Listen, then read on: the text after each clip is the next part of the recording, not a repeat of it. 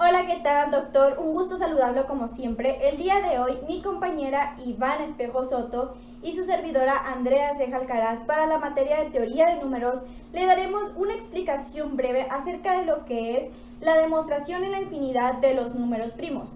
Nos vamos a basar principalmente en la idea que hizo Comer y como bien sabemos, se basó en la idea que tenía Euclides.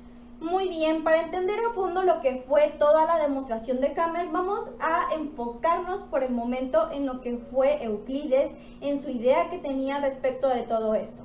Y bueno, para comenzar, el contar y el otorgarle una cantidad a una cierta cosa surge del principio de los tiempos como una necesidad para el ser humano.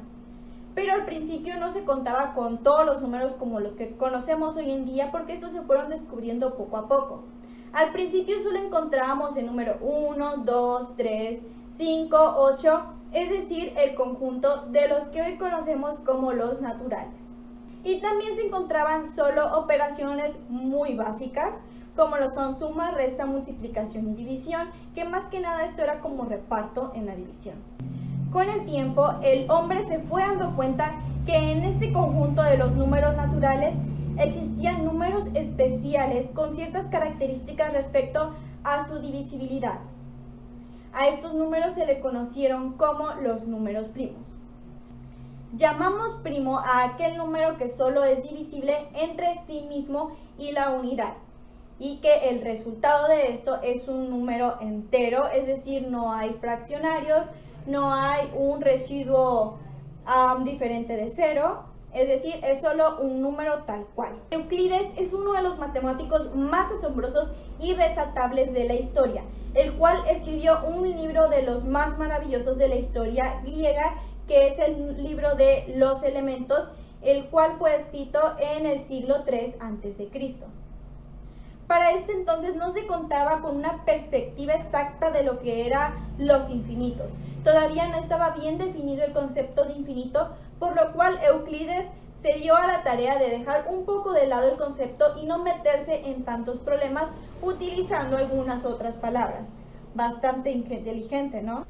Así que Euclides se dio a la tarea de enunciar el problema de esta forma. Hay más números primos que cualquier cantidad propuesta de números primos.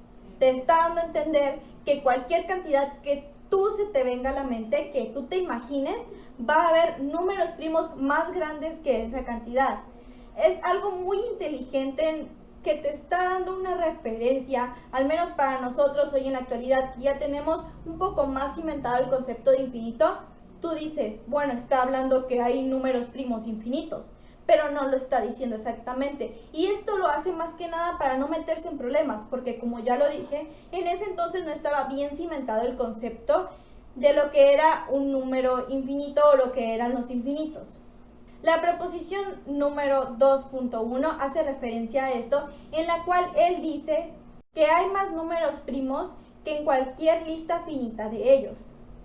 Como ya lo expliqué, tú pones una lista de números primos finita, es decir, pues tiene un fin, y aunque tú te imagines la cantidad más grande de números primos, hay más números primos aparte de esos. El teorema 2.1 dice que cada número entero mayor que 1 tiene una factorización en números primos única, exceptuando el orden de estos números, es decir, cómo se van a multiplicar.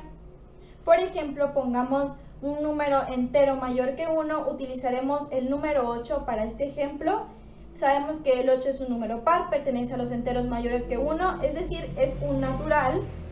Y la factorización de este en números primos es 2 por 2 por 2, porque 2 por 2 son 4 y 4 por 2 son 8, es decir, 2 al cubo. Y vamos a imaginarnos otro número. Por ejemplo, podemos utilizar el número 40, también es un par. Podemos utilizar un número que no sea par, pero en este caso estoy utilizando pares. Vamos a utilizar el número 40, es un par, es un entero mayor que 1, pertenece a los naturales, todo bien hasta ahí. Y ahora vamos a encontrarle que se factorice en números primos. La factorización del 40 en números primos es 2 por 2 por 2 por 5, es decir, 2 al cubo por 5 a la 1. Por ejemplo, por la parte de que exceptuando el orden, podríamos tomar, en vez de decir 2 por 2 por 2 por 5, podríamos decir 5 por 2 por 2 por 2 o 2 por 5 por 2 por 2 y sigue dando el mismo resultado, el número 40, y sigue estando representado o factorizado en una multiplicación por números primos. En la proposición 2.2 tenemos que cualquier número compuesto es medido por algún número primo.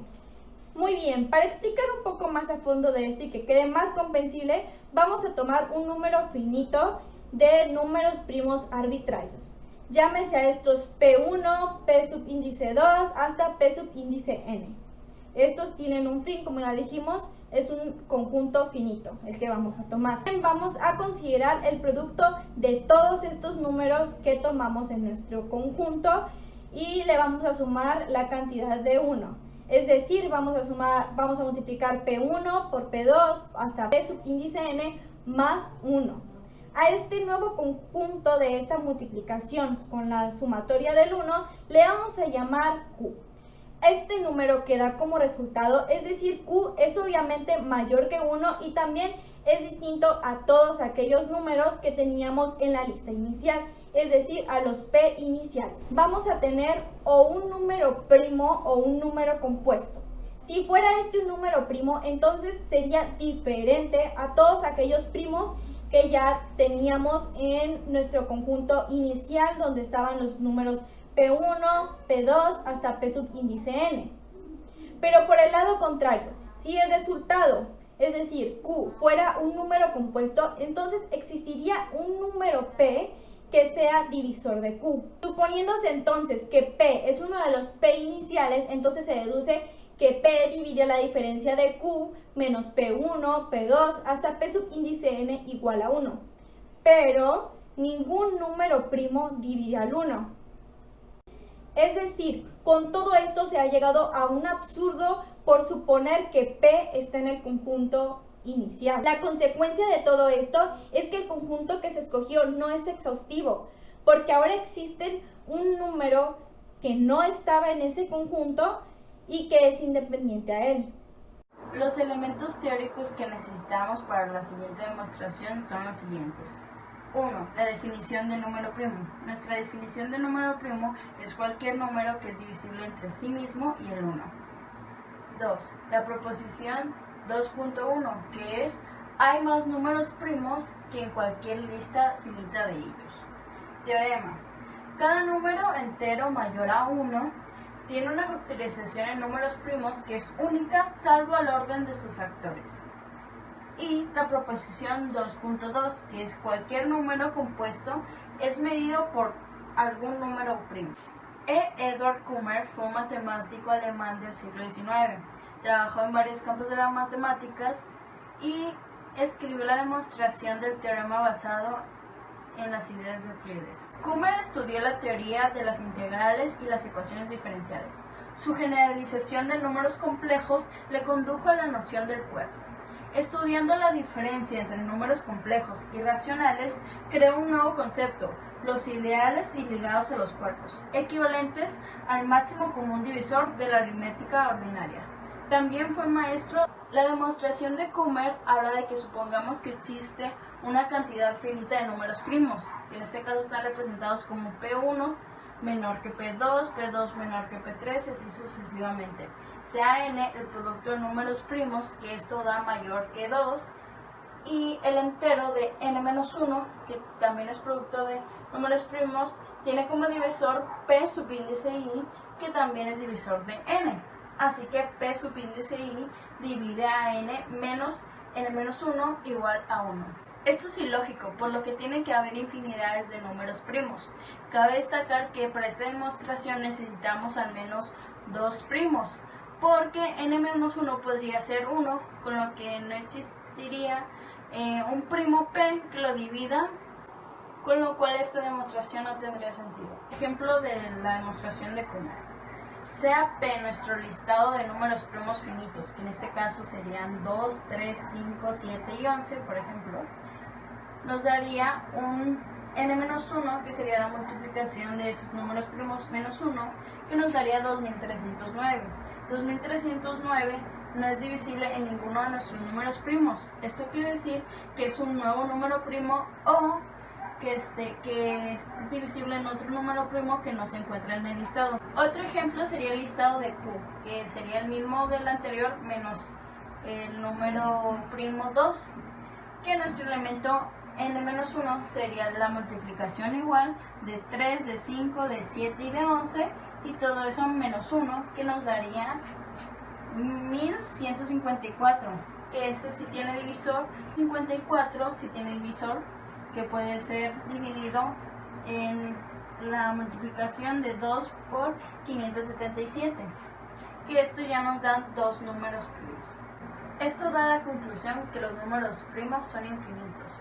Bueno, esto es todo por hoy. Es nuestro video de la demostración de Kummer, de mí, Ivana, y de mi compañera Andrea.